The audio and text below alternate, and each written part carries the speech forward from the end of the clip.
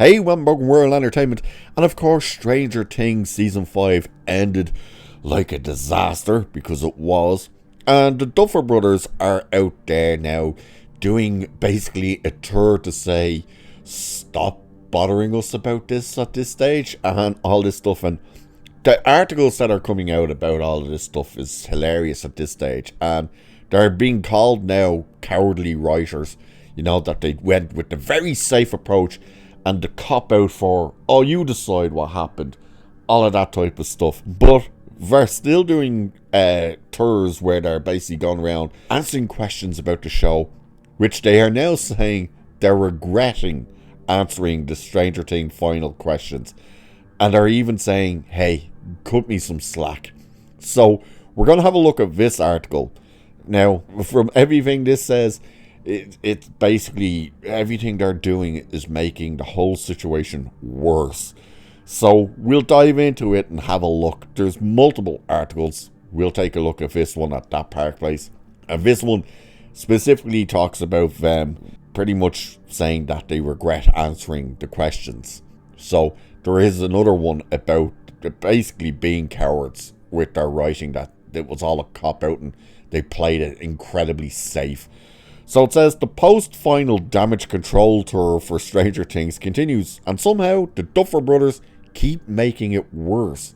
In the latest attempt to explain away the backlash surrounding the show's controversial ending, Matt Duffer has now admitted he regrets answering questions about the final at all, while simultaneously asking frustrated viewers to cut him some slack. The problem? The plea lands about as well as the final itself did for a large portion of the audience. After nearly a decade of hype, build-up, and promises that the ending would be earned, the Stranger Things series final arrived with a FUD for many fans. Complaints have centered on unresolved plot threads, narrative ambiguity, and what increasingly feels like a refusal by the creators to actually commit to definitive storytelling choices. Instead of clarifying those choices, the Duffer Brothers' post-show interviews have only fueled more frustration. Appearing on Josh Horowitz's Happy Sad Confused podcast, Matt Duffer addressed the growing backlash and openly conceded that doing post-mortem interviews so soon after the final was a mistake, saying, I really shouldn't have done any of these post-mortem interviews. I am not in a good place. Like, why the hell did we do any of them yesterday is beyond me. I'm like fried. I was getting over the flu, so anyone mad at any answers we gave you yesterday, just cut me some slack. So, just before we go, he's literally saying like, oh, stop, please, just leave us alone. It's like, no, you did this to yourselves. One of the worst things you could have done was turn around and say, hey, we spent more time writing the Will Byers coming out scene than anything in the 5 seasons of the show. It's like, people were looking at you going, you spent more time writing that than the actual ending to the show as well? You kidding me? By the way, the budget for season 5 ballooned. Do you know how much they paid for season 5 of this thing? $480 million. Yeah, that's what they paid for season 5. That's insane. So the comment was intended to contextualize some of the answers he had and his brother gave about the final, but instead it has struck many fans as tone deaf. After all, this wasn't a rushed network procedural or a mid-season stumble. This was the ending to one of Netflix's most profitable and culturally dominated series, crafted over years with virtually unlimited resources. The core issue fans keep circling back to isn't that the Duffers spoke too soon, it's what they said when they did. Rather than offering clear answers about character fates, story logic, or lingering mysteries, the Duffers have repeatedly leaned into ambiguity.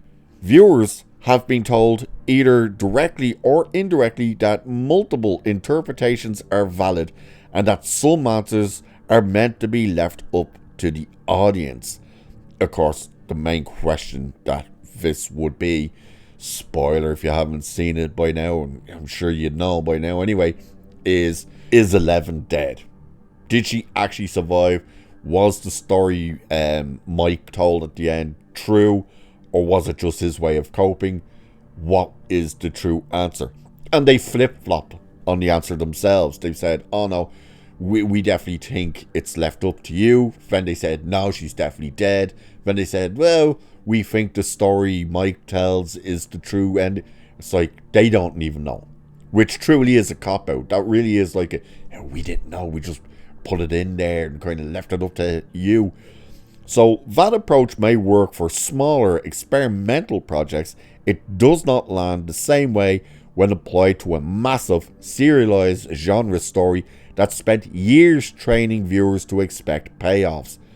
Asking fans to cut me some slack after delivering an ending many already view as evasive only reinforces the perception that the creators are uncomfortable standing behind their own choices. And that is one of the big issues with these guys as well. And if they're stumbling like this, even answering questions about, hey, you really kind of dropped the ball with this season ending, so like, what's your take for this? What have you got to say? Can you imagine what's going to happen to their confidence trying to work stuff out for Paramount? Paramount are probably already looking for ways to get out of this deal with them. And I wouldn't be surprised if they have it in there saying, like, if you don't give us anything by this time, we can get rid of you. Or if you give us something and it bombs, we can get rid of you. I don't see them lasting very long at Paramount, but who knows. So audiences' scores for the final stretch of Stranger Things dropped sharply on major platforms, with the penultimate episode becoming the lowest rated in the series' history on IMDb. Rotten Tomatoes also showed a stark divide between critics and viewers, with thousands of audience reviews describing the final season as hollow, artificial, and emotionally unsatisfying.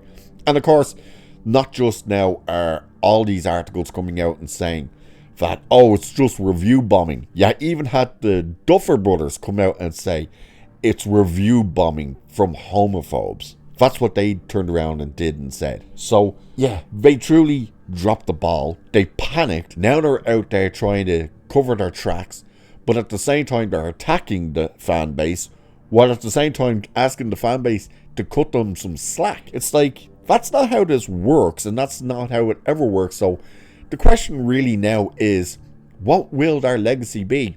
It's not going to be one of, well, they did one of the most successful shows in Netflix history. It's going to be, they Game of Thrones this thing. Now, obviously, it didn't end as bad as Game of Thrones did, but at the same time, they dropped the ball at the end, and now they're panicking, and they're telling people that they've called homophobes and stuff like that and said, hey, you're just review bombing us. Now they're going, hey, cut us some slack, even though they did not give you a satisfying ending and they did not answer questions. In fact, half of the stuff they did was just to set up spin-offs. So it's like, no, you did this to yourself, pal.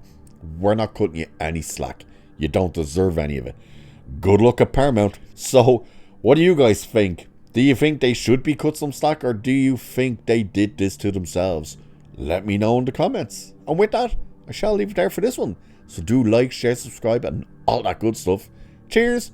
I'll catch you in the next one.